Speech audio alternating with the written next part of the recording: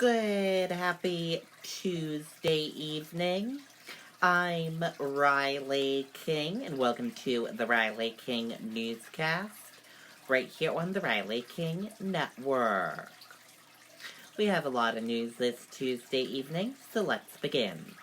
First up, Tuesday, Election Day for 11 New Hampshire cities.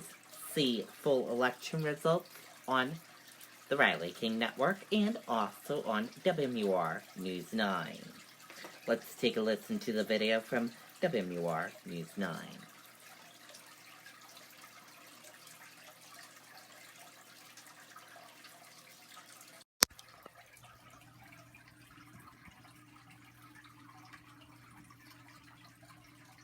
Every dealership needs a secret sauce. Someone is not playing with GM Financial.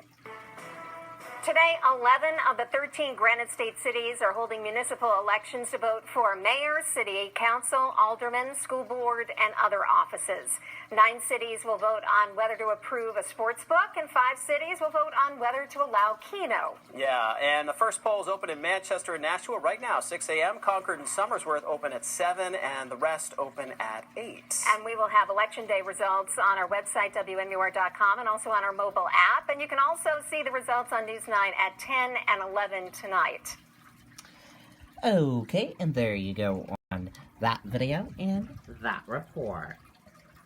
And be sure to join me this evening for election coverage, and I will bring you the results as they come in to our newsroom.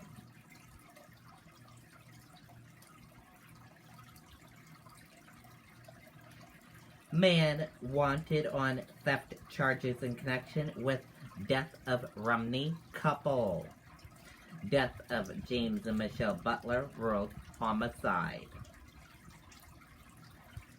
Authorities in Texas have issued an arrest warrant for a man wanted on felony theft charges in connection with the investigation into the death of a couple from Rumney, New Hampshire. Adam Curtis Williams, 33, is wanted on felony theft charges in this case. Police said they believe is armed and dangerous. Amanda Norbert is still considered a person of interest in this case and is also being sought for questioning, officials said. Officials said Williams and Norbert might have absconded to Mexico. Investigators announced Monday they were looking to speak with a man and woman in connection with the deaths of James and Michelle Butler, 48 and 46, respectively. Their deaths have been ruled homicides.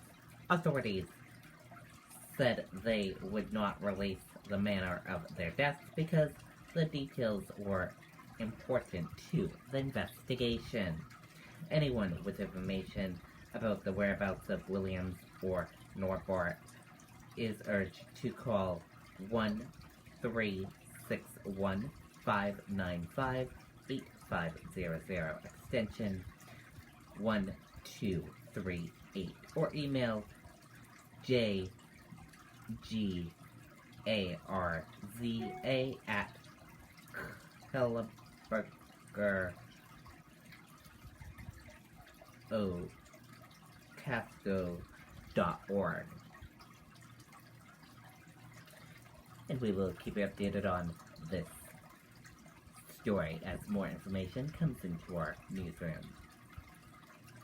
Londonderry police seek woman, 3-year-old son. Woman accused of interfering with child's custody, police say. Take a look at this photo right here. Missing woman / child.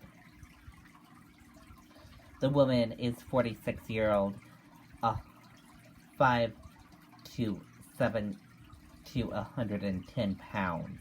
Last seen with son in Londonderry on November 1st, driving silver 2010 Nissan, license plate number 4303730.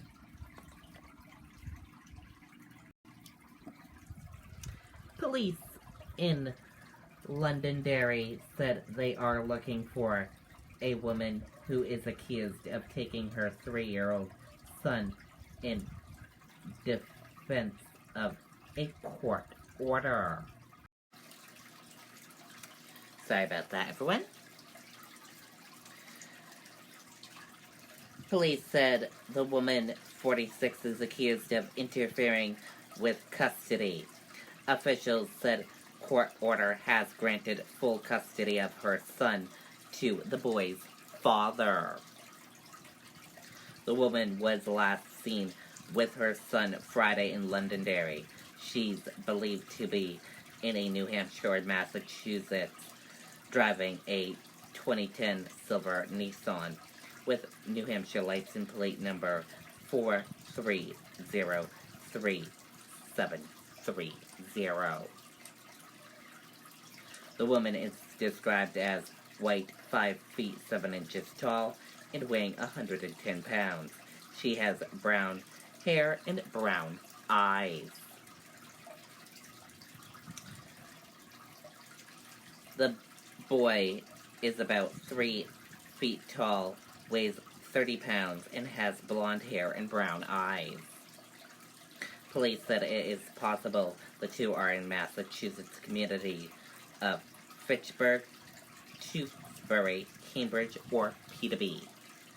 Anybody with information is asked to contact Londonderry Detective at NGARCIA at Londonderry, New Hampshire, PD.org or 603-432-1118. Tips can also be made anonymously via Facebook, the Londonderry Police website, or by calling dispatch at 603-432-1118.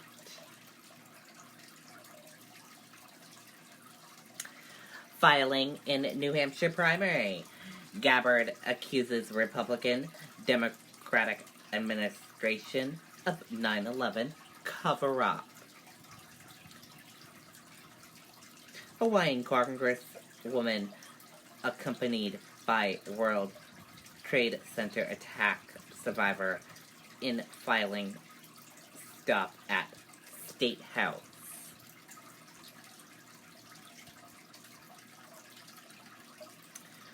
All Julian Castro campaign staffers in New Hampshire, South Carolina being let go, sources say.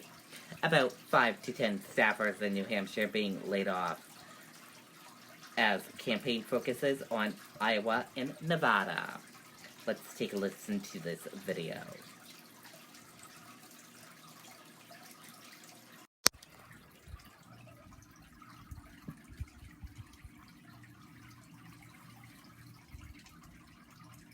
Julian Castro is the second Democrat in the last week to dramatically scale back his campaign in New Hampshire.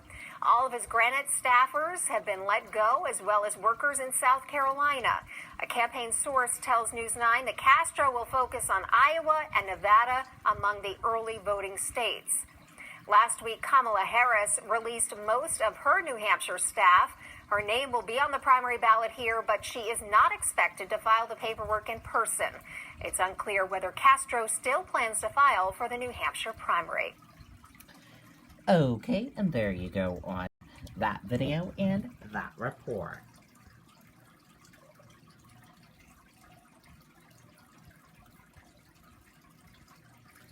Man killed in fiery crash in Manchester. Let's take a listen to that video from WR News 9, Ray Brewer.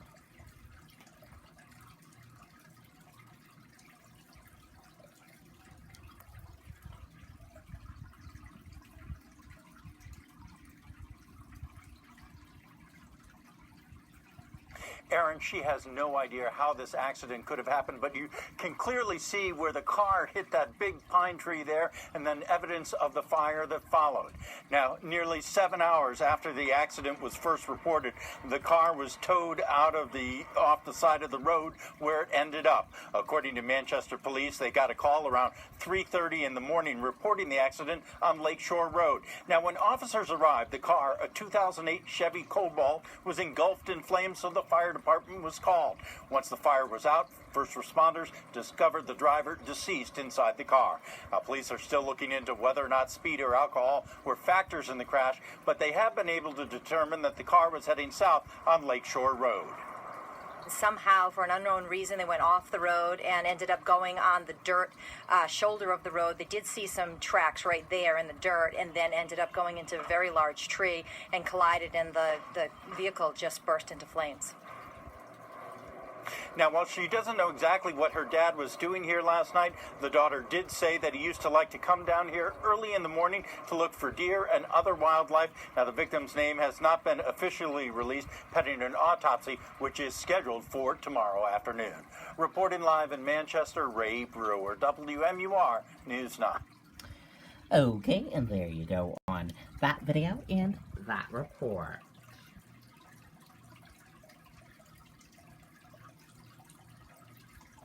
And now let's take a look at that U.S. stock market and see how the U.S. stock market closed for this Tuesday evening. And here's a look at that U.S. stock market for all of you for this Tuesday evening. Your Dow Jones Industrial Average closed in the green and went up. Your Nasdaq closed in the green and went up. S&P 500 closed in the red and went down. Gold closed in the red and went down. Oil closed in the green and went up. U.S. 10-year closed in the green and went up. Euro/USD closed in the red and went down, and VIX closed in the green and went up. And as you just see, some breaking news is coming in right now.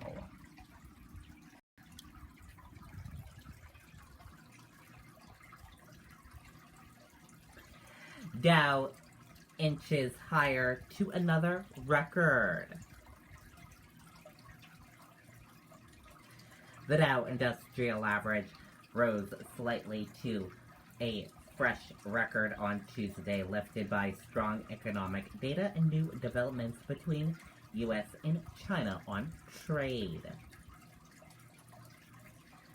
New rideshare taxi rules lead to traveler nightmares at airports. Let's take a listen to that video from ABC News.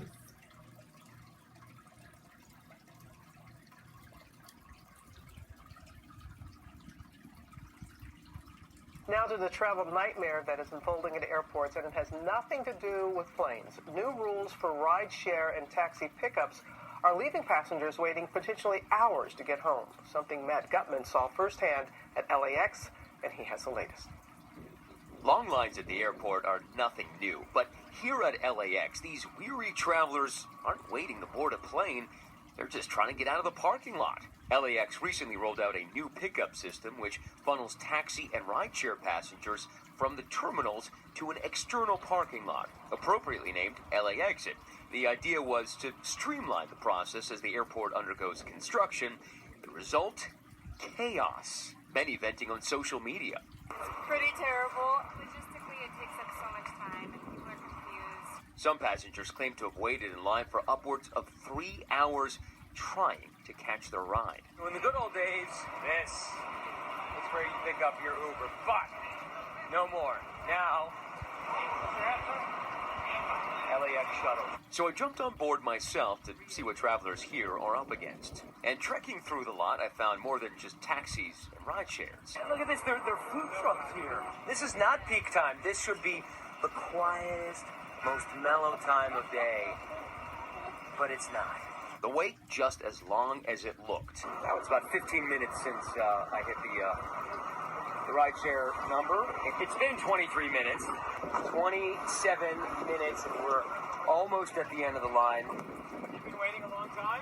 Airports around the U.S. are rolling out similar plans, including Boston's Logan Airport, where it's actually been an easier transition. I like it better. I would say more control. Learning from the past 2 days, LAX executive Michael Christensen says starting this morning, they're changing traffic patterns and creating new lots for certain ride shares. The traffic in and around LAX has always been challenging. We've made some pretty big changes here, and those changes are taking some adjustments. Now, they hope that lot expansion happens tomorrow. When they expand the lot, that means they can funnel more cars in here and hopefully load fares more quickly. Now, yesterday in this area, about the size of a football field, they had 25,000 cars, and more waiting also means higher fares. My fare yesterday was about 40% more expensive. Guys, wow. That is something out there. Thanks, Matt. Okay, and there you go on that video and that report. And that does it for this evening edition of the Riley King Newscast, right here on the Riley King Network. I hope you all have a great rest of your Tuesday evening, and I'll see you back here tomorrow for another newscast. And I'll have a news report coming up in a little bit. Good night and bye, everyone.